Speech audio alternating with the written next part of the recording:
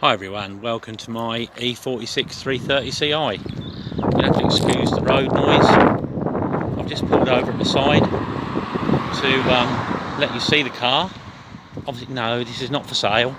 I've had it for nearly 4 years.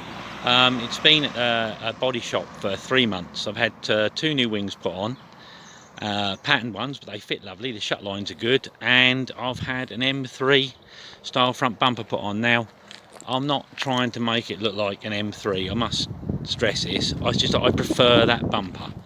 It's a pattern bumper, it's not original, but he's done a nice fit on it. Now, as you can see, the fog lights didn't fit from the original bumper, so I'm quite happy to leave them deleted, but you can let me know what you think. You can leave it, your suggestions in the comments section, but I'm thinking of getting them blanked off, meshed off, and keeping them sans fog lights, because I think it looks better. So anyway, let me know what you think. It's in pretty good nick. It's done about 123,000 miles now. It's got the nice big rims on it. It came like that with those rims. The hood's in good condition. That will need a scrub. I can't actually wash the car for the next 2 weeks because, say, the paint, the lacquer's hard, but the paint is still soft underneath. So I don't like driving around in a dirty car, I've got to tell you, but for the moment she's going to have to look filthy, I'm afraid. So that is how it is. Anyway, let's show you inside. See, the roof's not bad at all, actually. It's okay. And let's show you inside.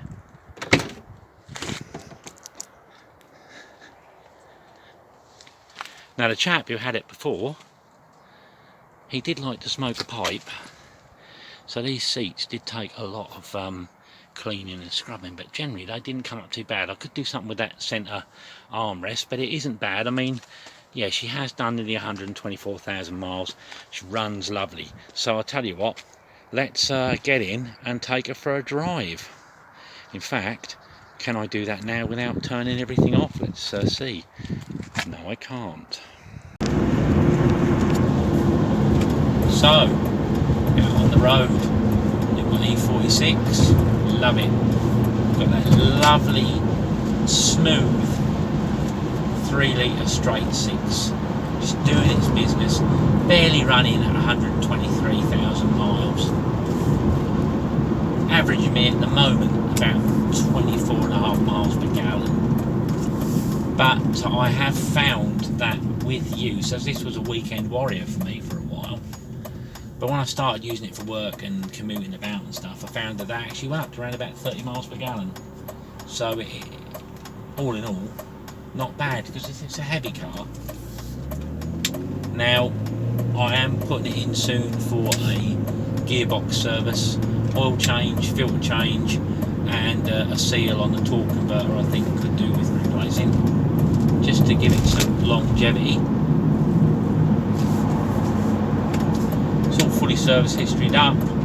Some work I do myself, and then sometimes after I've been working all week, I'm quite happy to put it in to my tame mechanic and have him service it for me, stamp it up. It's got all the papers. I like to keep cars like that. It may be nearly 20 years old, but you know, you keep these things serviced, they just run forever, really. Oh, and keep drain holes clear as well, obviously, because they do get bumped up. Anyway, so we're just cruising here. It's effortless, it really is. We'll just put the foot down a little bit. Just kick down, here we go.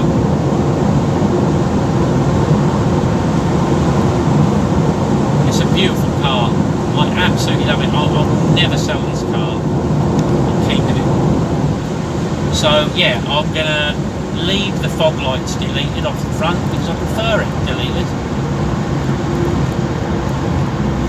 And there's a few more things I want to do. I want to do something with the carpet inside. I've got to change the driver's information radio sat-nav bit, because that needs pulling like a tooth now. I get some sort of touch screen put in, and it's got LCD screens in the rear headrest. It's got a DVD player in the boot. They do light up, but I can't get anything to play. I'm thinking that I'd like to what's this?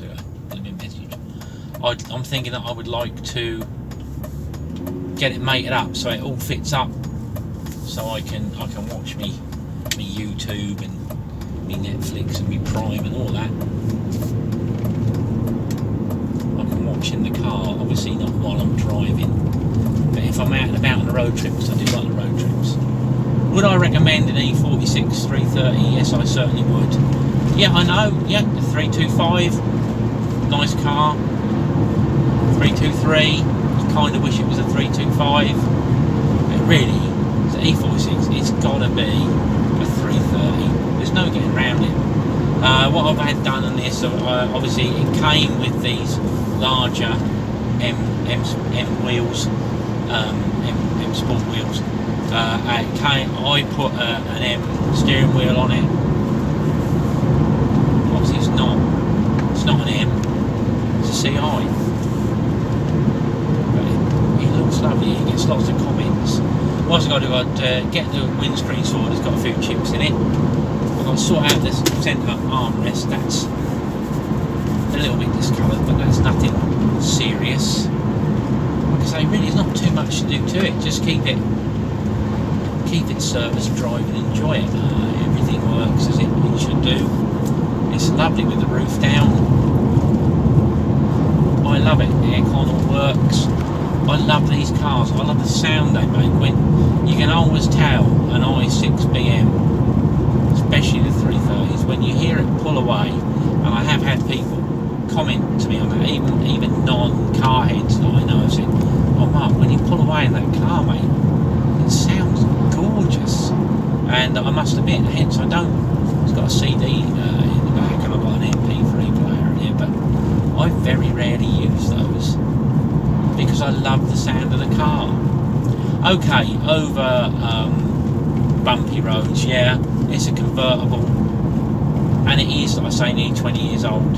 You will get the odd rattle, but nothing obtrusive. When I'm on the motorway or in the shaft lane, obviously cruising, this feels like a coupe. You've got a triple layered roof. I think I'm going to have to get across here.